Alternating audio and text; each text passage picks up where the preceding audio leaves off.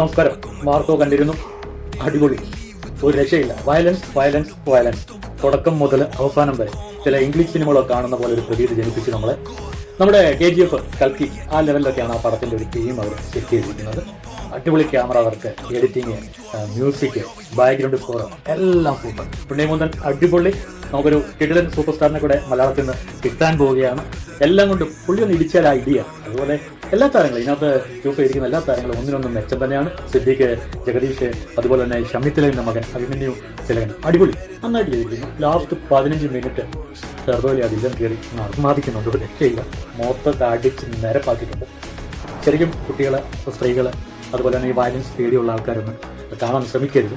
കാരണം അതുപോലെ ചെയ്തു വെച്ചിട്ടുണ്ട്. 18+ ആണ്, അതുപോലെ ചെയ്തു വെച്ചിട്ടുണ്ട്. ഇതിനപ്പുറത്തേക്കൊന്നും ദയവ് ഇത് ചെയ്യരുത് എന്ന് എനിക്ക് പറയാനുള്ളൂ. ആനിമലും കില്ലും ഒക്കെ കണ്ടിരുന്നു. ആനിമലും കില്ലും ഒക്കെ വയലൻസിന്റെ മൂർത്തിമത് ഭാവം എന്നാണ് പറഞ്ഞിരുന്നത്. പക്ഷേ അതിൻ്റെയൊക്കെ അപ്പുറത്തേക്ക് ഈ സിനിമ ചെയ്തു വെച്ചിരിക്കുന്നു. വയലൻസും അതുപോലെ ഇടിയും ഫൈറ്റിങ്ങും ഫിലിം മേക്കിങ്ങും ഒക്കെ താല്പര്യമുള്ളവർ ഓട്ടിപ്പോയി കണ്ടോളുക.